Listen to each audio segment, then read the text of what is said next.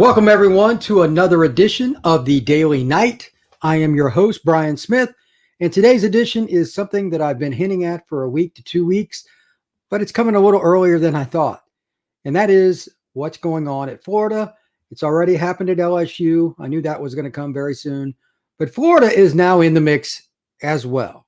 I am fascinated with head coaching changes and, to some degree, coordinator changes, and at Florida, it could be one. It could be both. We don't know. Got to find out.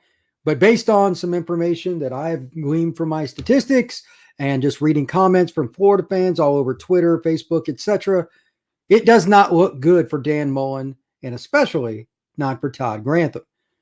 Hear me out. College football is about rabid fans. The word fan is short for fanatic. People that, quite frankly, think they know a lot that don't, and or they're very emotional. The last part's almost a guarantee, because when I mean emotional, I mean they spout off at the mouth without thinking when something bad happens to their team. They value their teams like their children, literally. And that is a problem. But when you have the following statistics, as I will read off in a moment, at some point, there's really no matter for what the fans think. The athletic director, the president, the board of trustees, etc., at any given institution are forced to act. Here are the facts based on what Florida has done since the beginning of the 2020 season. These are some different statistics and trends that you just don't expect out of a team that routinely recruits in the top 12 in the country and most of the time in the top 8. Just keep in mind, I know they're playing the SEC East, their crossover game is LSU, yada, yada, but they are underachieving. These are just facts. So take them as you will. In 2020, they played 12 games. They held only 3 teams to under 100 yards rushing. Now, I know we're in an offensive era, but Florida has dudes in their front 7, and they're not getting as much production as they should. They're okay, but they're not where they need to be. That's a very important point, because from the Florida fans that I know, and I've been around my whole life, I can tell you they have a lot of pride in playing D. It starts with run defense. Florida's not getting that done at all. 3 out of 12. That's not very good. Secondary, with that, this is terrible. And I know some of the guys opted out, blah, blah, blah. And we have this whole shebang and problem with guys opting out and or mentally or literally in bowl season if their team doesn't make it to the playoff. If that's the case, don't play the bowl game. You played Oklahoma, you got your you-know-what kicked. Here are the statistics rushing-wise for the Oklahoma Sooners versus the Gators last year in the bowl game. 40 carries, 435 yards rushing. 10.88 yards per tote, 3 rushing touchdowns. You stink. That's never going to be acceptable at Florida, nor should it even in a school like Vanderbilt, quite frankly, in the Southeastern Conference. In Vanderbilt, yeah, they're bad. How does that happen at Florida? I know, that guys didn't want to, don't give me that garbage. You're Florida. You're going to spout off at the mouth, talk about how good your program is, and Dan's been pretty confident over the last several years about where they're going and all this. You protect Todd Grantham. 40 carries for 435, and you expect me to sit back and just laugh about that? I mean, that's a joke. That's terrible. They come into this season. They've only held 3 of their 7 opponents under 100 yards. And this is the weirdest stat. I thought that the statistics from the LSU game they played this past weekend took the cake. This one is really odd. It just kind of shows you how college football has changed dramatically. 3 of the 7 they've held under 100. But here are the opponents. Which one does not sound like the other? It won't take you long. Ready for this? Here we go. The teams that they have not done a good job at stopping. Florida Atlantic. You got to be kidding me. Florida Atlantic. They almost made it to the 100 yards mark. They're terrible. 37 carries for 92, but you did keep them under. 91 yards for Alabama, and then 88 yards from Vanderbilt. Obviously, Alabama is that team. That's just bizarre. But they also South Florida, although they only got 2.66 yards per carry, 109 yards. Tennessee, who they basically beat up, but somehow ran for 148 yards. That's pretty good by the Volunteers. And Kentucky, they hung around, but they just kept shooting themselves in the foot. The Wildcats ran for 137 yards, averaged almost 4.6 yards per carry, kind of grinded it out against the Gators and won 20-13. Your rush defense is not doing well. And then the catastrophe. Going into the game, and I follow LSU pretty close. I just think it's a fascinating program. They were 127th in rushing in the country. 127 out of 130. But this is just mind-blowing. This is the best stat overall of the year in terms of just like one area to just beat off itself. LSU wins against the Gators 49-42. They ran the ball 45 times, 321 yards, 7.13 yards per tote, 3 touchdowns. But that's not even the best part. It's not even the second best part. It may not be the third best part. LSU only ran about 3 or 4 plays, basically, in the run game. Not kidding. Same play over and over. Grantham didn't adjust. He is horrific. With that being said, consider the following. I called my buddy, the publisher of LSU Country today, Glenn West, and I said, what was the guy who was the tight end? You know, the play they kept running over and kind of played like an H-back role. And he mentioned the guy's name. It's some walk-on.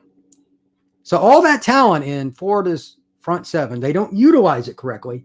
And on top of that, they have a walk-on as a lead blocker for part of the game, kicking the crap out of D1 kids that were recruited by all kinds of people.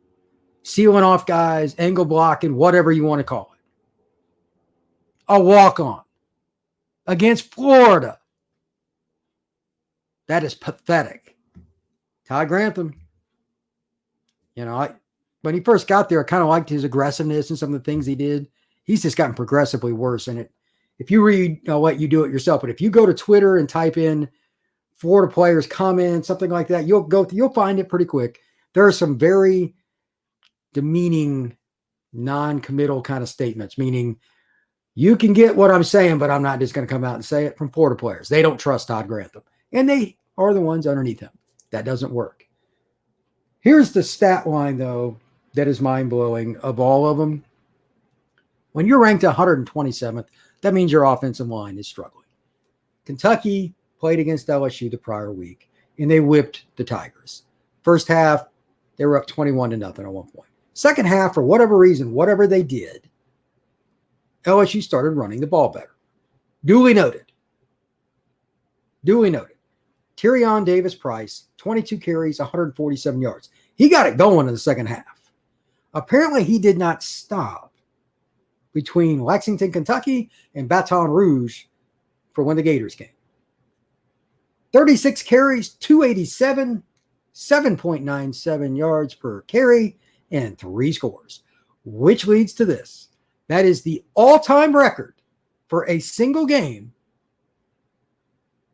in LSU history. All time. Against Florida. How in the world does Todd Grantham still have his job? Dan Mullen makes comments after the press conference, or during the press conference, I like to have all the information. I've got all the information I know right here. I know that that's terrible. Any other delusional statement is just that, delusional. What are y'all doing?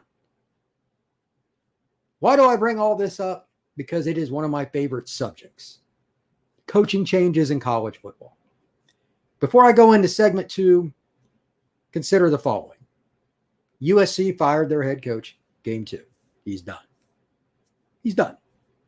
LSU, ironically, after they beat Florida, everybody knew he was eventually going to be out, comes to quote unquote an agreement with LSU. That's a huge job as well. You could theoretically make the argument that when things are right, LSU's the best job in college football. You can make that argument. Somebody's going to come for that job. We just don't know who. There's a lot of control factors there. Third, with this, You're getting beat by a coach that's getting canned. You can call it whatever you want down in Baton Rouge, but he's getting fired. He's just getting some money to get the hell out of there.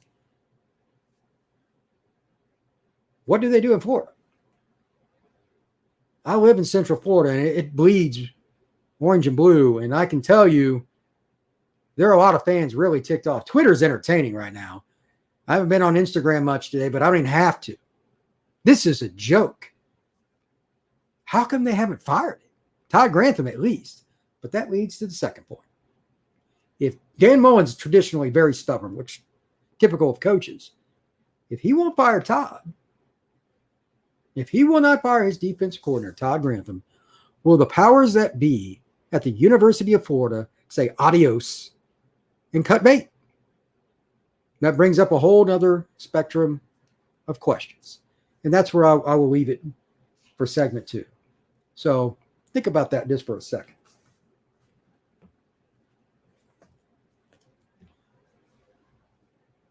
What will the Gators do? They're certainly not playing very well right now. They're 4-3. They haven't beat anybody any good this year. They've won against Florida Atlantic, South Florida, who is atrocious. I don't know who's worse out of those two. Tennessee, that wasn't a bad one. They played pretty well there, beat them by 24. Not a great team, but they beat them. And then Vanderbilt, everybody beats Vanderbilt. Who have they beat? Then you go back to last year, they finished 8-4. They were close in a lot of games, couldn't get over the top, mostly because of the defense. If you remember, they did have a certain quarterback that was tremendous. Dan Mullen can coach offense. That's not debatable. But his handling of his staff, getting Todd Grantham, could get Grantham as well as himself canned. Don't laugh. The only thing that really matters at the major college football level are boosters and advertisers. There are 2 categories. They pay and they pay.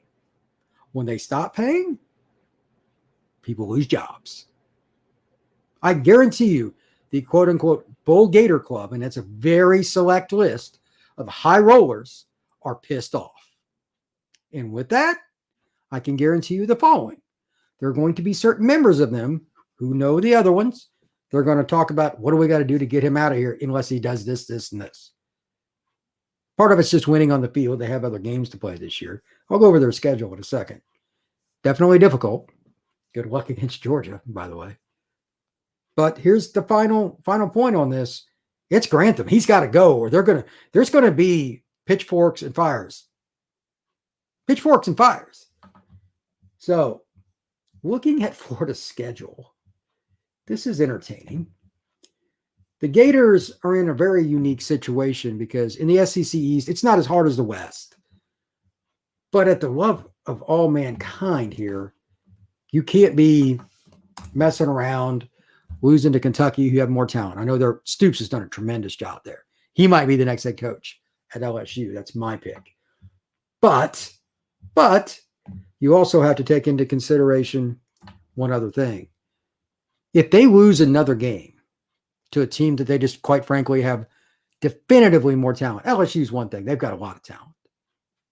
They don't play well. They're up and down. I get it. They're the hodgepodge of college football. You don't know what you're going to get. But if they lose another game to a team they should flat out beat by 2 touchdowns or more, do the Gators just get rid of Dan Mullen and or Todd Grantham? I mean, there's all kinds of ways they could do this. I would imagine Grantham's gone no matter what. But the way this season has went, I am not guaranteeing anything. So here is the Gator schedule. Just lost to LSU 49-42. They get a week off, which they need desperately. And then they get to go to Jacksonville to play the mighty number 1 ranked Georgia Bulldogs, who absolutely hate Florida and, quite frankly, are probably ready to knock them into the ocean. What's the over-under on how many yards Georgia runs for? They've only got 4 NFL running backs, literally. 220, 230, 280, over 3. Does Florida rebound? I guess that's a kind of a unique sidebar. Hey, Grantham's got 2 weeks. That's good and bad. Either he figures this crap out with his staff.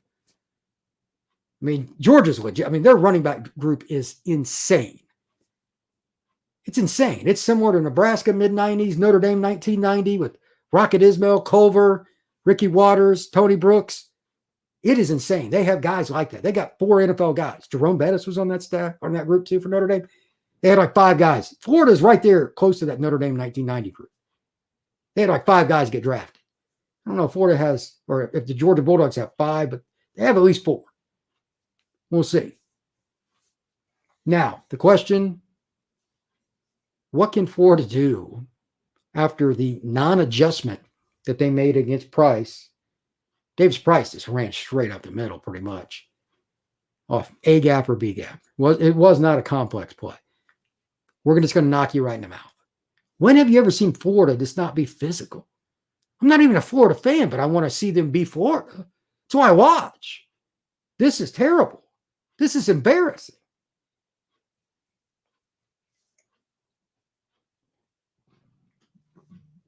They have Georgia, and then to their credit, they hopefully for them, they play South Carolina, who's abysmal.